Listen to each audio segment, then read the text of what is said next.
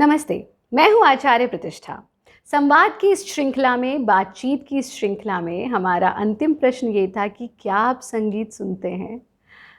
हमें आप लोगों के ढेर सारे उत्तर मिले और बहुत अच्छा लगा ये जानकर कि आप में से काफ़ी लोग संगीत पसंद करते हैं, संगीत सुनते हैं। क्या आप जानते हैं कि संगीत अपने आप में एक थेरेपी है? Music is a therapy. और शायद अब अंग्रेज़ी में इसे हम थेरेपी कहने लगे हैं या विदेशों में इसे थेरेपी के रूप में जाना जाने लगा है। लेकिन अगर हम पारंपरिक भारत की बात करें, अपनी महान संस्कृति की बात करें, तो हमारे यहाँ सदियों-सदियों से संगीत के माध्यम से, नृत्य के माध्यम से ट्रीटमेंट्स किए जाते थे। बिल्कुल ये वैसे ही है जैसे हमारा एक शिष्य आया विदेश से, और जब वो विदेश से आया तो हमारे लिए एक डब्बा लेकर के आया। उस डिब्बे पर लिखा था एनर्जी फूड $100। और उसने कहा my guru, I want to gift it to you. हमने कहा चलिए, एनर्जी फूड है, $100 का है, कुछ बहुत अच्छी चीज़ ही होगी। हमने ले लिया। घर जाकर जब खोला तो उसमें से निकला दलिया।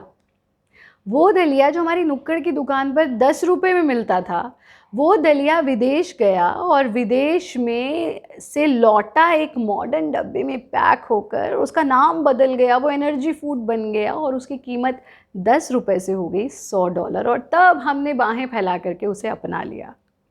पर जब अपने ही यहाँ वो 10 रुपए में मिलता था नुक्कड़ की दुकान पर, तब हमने उसकी कीमत नहीं जानी।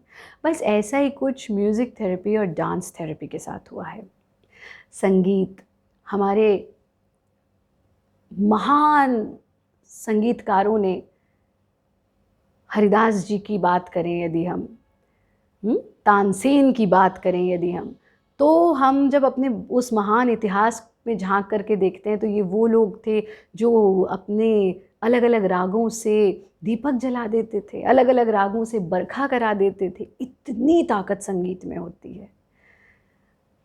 और जो लोग अभी भी इसे पारंपरिक रूप से, शास्त्रीय संगीत को सीखते हैं, पारंपरिक रूप से उसका अभ्यास करते हैं, यानी सिर्फ व्यवसाय नहीं जिन्होंने उसे बनाया है, जो उसको एक साधना के रूप में अपनाए हैं और अपनी नियमित साधना करते हैं, वो जानते हैं कि संगीत में कितनी कितनी ताकत होती है। यदि आप संगीत सुनते हैं तो ये बहुत महत्वपूर्ण है कि आपको ये पता हो कि आप कैसा संगीत सुन रहे हैं। आप जानते हैं, हमारी महान संस्कृति में ये प्रावधान है कि जब आप भोजन करें तो आप मन में जाप करते रहें। हर टुकड़े में आपके अंदर जाप होना चाहिए, हरे राम हरे कृष्ण हरे राम हरे कृष्ण।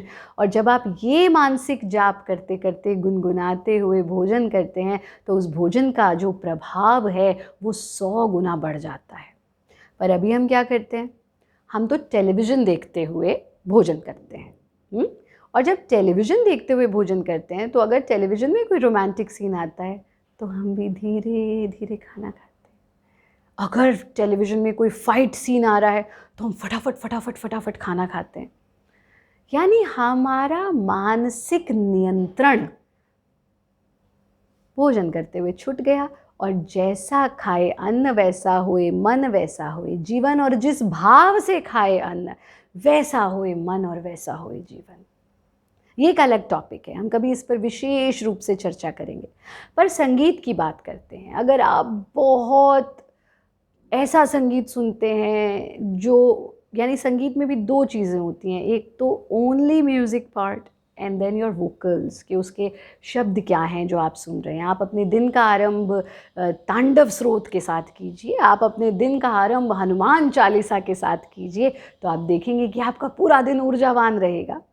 आप दुर्गा सप्तशती के साथ अपने दिन का आरंभ कीजिए और रात्रि में आप ओम नमः शिवाय की धुन के साथ अपने दिन की पूर्णता कीजिए। हरे राम हरे कृष्ण की धुन के साथ दिन की पूर्णता कीजिए। आरती के साथ संध्या का आनंद लीजिए, तो आप देखेंगे। और वेद मंत्रों के साथ, वैदिक मंत्रों के साथ दिन का आरंभ करें। प्रातःकाल के मंत्र अलग होते हैं, सायंकाल के मंत्र अलग होते हैं। ये सब संगीत के अंतर्गत आता है। लेकिन हम कैसे गाने सुन रहे हैं? हम तो ऐसे गाने सुन रहे हैं जो एक प्रेमी का दुख बता रहा है, एक प्रेमिका का दुख बता रहा है, और वो सुन के हम भी दुखी हो जाते हैं। तो वो संगीत सुनिए, यानी हमें इतना पता होना चाहिए कि कौन सा संगीत किस समय सुनना है, हमें ये पता होना चाहिए किन शब्दों को किस समय सुनना है, हमें ये पता होना चाहिए कि किस राग में बद्ध बंदिश को किस समय सुनना है। ये सब एक पूरा का पूरा विज्ञान है। पर अगर ये विज्ञान आपको नहीं पता तो जो हमने बताया कि दिन का आरंभ वैदिक मंत्रों के साथ करें, दिन का आरंभ हनुमान चालीसा के साथ करें, दिन का आरंभ तांडव स्रोत के साथ करें, दुर्गा सप्तशती को सुन करके करें, और दिन की पूर्णता ओम नमः शिवाय, कोई भी धुन, ओम नमः शिवाय की धुन ले लें, हरे कृष्ण हरे राम की ले लें, आप जो है राम धुन ले लें, तो धुनों के साथ, क्योंकि वो आपको रिलैक्स करती हैं। सुबह हमें वो संगीत चाहिए जो हमें रिजुविनेट करे, हमें एनर्जी प्रोवाइड करे। शाम को हमें ऐसा संगीत चाहिए जो हमें रिलैक्स करे। लेकिन अगर आप भड़काऊ संगीत सुनते हैं, आप ऐसा संगीत सुनते हैं जो आपकी भावनाओं को उत्तेजित करता है, तो ये कोई समझदारी नहीं है। सो बी वेरी वेरी केयरफुल कि आप क्या सुन रहे हैं, क्योंकि हम अपने भीतर, अपने इनर वर्ल्ड को आउटर वर्ल्ड से 5 सेंसेस के थ्रू कनेक्ट करते हैं, और कान उनमें से एक सेंस है। आप क्या सुनते हैं ये बहुत बहुत महत्वपूर्ण है। इसलिए ऐसी वाणी मत सुनिए, ऐसा धुन मत सुनिए, ऐसा संगीत मत सुनिए जो आपके विचारों को स्वस्थ करने की जगह अस्वस्थ कर दे। ऐसा संगीत सुनिए जो आपको शांति प्रदान करे, ऐसा संगीत सुनिए जो आपके हैप्पी हार्मोन्स को जनरेट करे, ऐसा संगीत सुनिए जो आपको जीवन में आनंद प्रदान करे। तो इस तरह से अपने संगीत का चयन कीजिए। पर ये हमें जानकर अच्छा लगा कि बहुत सारे ऐसे लोग हैं जो संगीत सुनते हैं। कहीं ना कहीं आप किसी न किसी रूप से संगीत से जुड़े हुए हैं, क्योंकि जीवन में कोई भी चीज़ बिना लय के नहीं है। आपकी जो हृदय की गति है वो भी लय में चलती है, और जिस दिन उसकी लय बिगड़ जाती है तो फिर गड़बड़ हो जाता है। वृक्ष, हवा, पानी, जल, हर चीज़ लयबद्ध है। तो हमारे जीवन में लय के बिना कुछ भी नहीं है, संगीत के बिना कुछ भी नहीं है। तो संगीत सुने, सही समय पर सही भाव के साथ सही संगीत सुने। ये हुई हमारी आज की चर्चा, और आज का प्रश्न आपके लिए बहुत बहुत महत्वपूर्ण है। आज आप मुझे ये बताएंगे कि भोजन तो हम सब करते हैं, राइट? आपकी फेवरेट मील कौन सी है?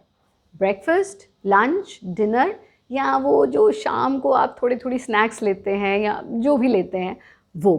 तो बताइएगा कि आपकी फेवरेट मील कौन सी है और क्यों है वो आपकी फेवरेट मील, ये भी ज़रूर बताइएगा। मिलते हैं कल एक नए प्रश्न के साथ और आज के प्रश्न के उत्तर के साथ। तब तक आप अपना ध्यान रखें, स्वस्थ रहें, मस्त रहें, व्यस्त रहें और किसी परेशानी से नहीं त्रस्त रहें, सुरक्षित रहें। नियमित रूप से योग को जीवन का एक अभिन्न अंग बनाएं। धन्यवाद। हरिओम। जय हिंद।